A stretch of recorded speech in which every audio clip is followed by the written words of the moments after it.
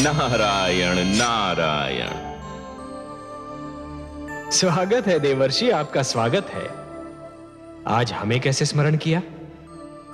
आपका स्मरण तो मेरे जीवन का उद्देश्य है, मेरे जीवन का सर्वस्व है। मेरा जीवन ही है लक्ष्मी नारायण। मेरा और कार्य ही क्या है? आपका स्मरण करना और आपकी चर्चा। बताइए, क्या समाचार सुनाने आए हैं? सृष्टि का कौन सा भेद, कौन सा समाचार, कौन सा रहस्य आपसे छिपा है लक्ष्मी नारायण? मैं तो बस अपनी एक उलझन सुलझाने, अपने एक प्रश्न का उत्तर पूछने आपकी सेवा में उपस्थित हुआ हूं। तो पूछिए ना। हे लक्ष्मी नारायण, आप माया के स्रोत हैं, माया का भंडार हैं, माया के रचयिता हैं। फिर ये विप्रचित्ती किस मायावी शक्ति की बात कर रहा है? क्या उसने कोई नई मायावी शक्ति का आविष्कार कर लिया है? नहीं देवर्षि, विप्रचित्ती कोई योगी नहीं है जो किसी शक्ति का आविष्कार कर लेगा। वो तो केवल एक भिक्षुक है, एक याचक है। उसके पास जो भी शक्ति है वो मांगी हुई है, चुराई हुई है। हे देवर्षि, जिस प्रकार यदि कोई व्यक्ति उधार लिए हुए धन को यदि अपनी संपत्ति मानेगा तो बहुत शीघ्र कंगाल हो जाएगा, उसी प्रकार यदि कोई व्यक्ति मांगी हुई शक्ति को अपनी शक्ति समझने लगेगा तो अतिशीघ्र शक्तिहीन हो जाएगा। कर लेने दीजिए उसे परीक्षा इस शक्ति की, क्षण भर आनंद उठा लेने दीजिए उसे इस शक्ति का। वो बेचारा क्या जाने कि जहां से उसे ये एक शक्ति मिली है वहां तो महान शक्तियों का भंडार है। देवर्षि, मैं विप्रचित्ती के इस क्षणिक आनंद को भंग नहीं करना चाहता। देखिए तो सही, वो मूर्ख कितना प्रसन्न हो रहा है।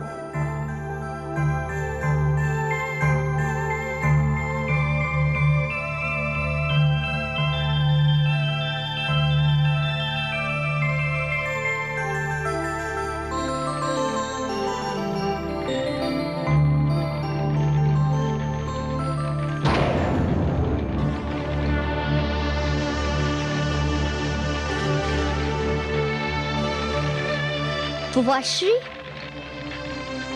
आप? प्रणाम। मुझे बुआश्री की मृत्यु का बहुत दुख है। मैं स्वयं आपके पास शोक व्यक्त करने के लिए आना चाहता था, किंतु। दुष्ट! तू मुझे भी अपने छल कपट में फांसना चाहता है, किंतु मैं तुझे ऐसी मृत्यु दूंगा जो तूने कभी सोची भी नहीं होगी। विष्णु ने तुझे अग्नि में जल मरने से तो बचा लिया, किंतु देखता हूं जल में डूब मरने से कैसे बचाएगा। हाँ।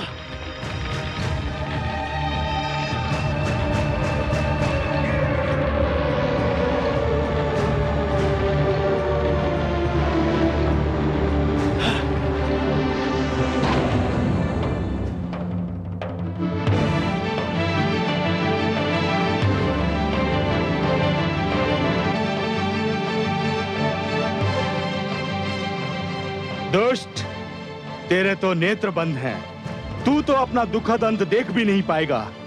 जा, डूब मर इस सागर के तल में। हाँ।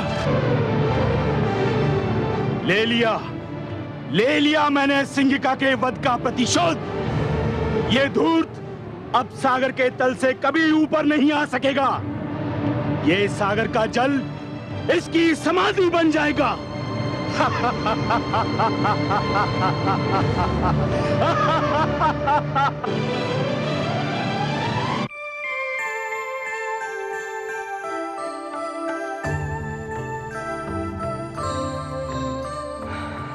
क्या हुआ कमल नयन? आपका पुत्र प्रहलाद ननिहाल की यात्रा पर निकला है महादेवी।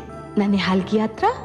कहां? आप भूल गई महादेवी, इस बार आपने सागर पुत्री के रूप में जन्म लिया है, तो सागर आपके पिता हुए और उनका घर प्रहलाद का ननिहाल ही तो हुआ। विप्रचित्ती प्रहलाद को सागर में फेंकने निकला है। पिताश्री नहीं जानते कि प्रहलाद को मैंने अपना पुत्र माना है।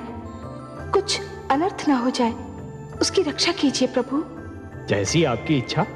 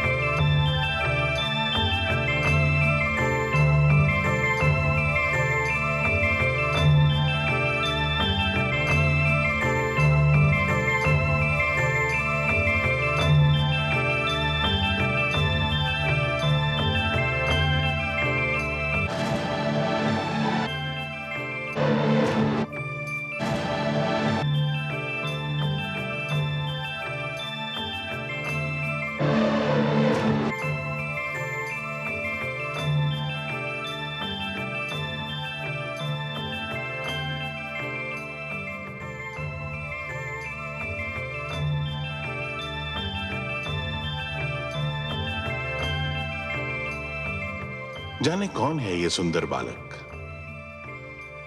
मुख पर इतना तेज कि आंखें नहीं ठहरती। कैसी मीठी निद्रा में सो रहा है वो। फिर उसे जगाकर पूछना भी तो उचित नहीं होगा ना। जाने कैसे सपने देख रहा होगा। किंतु ये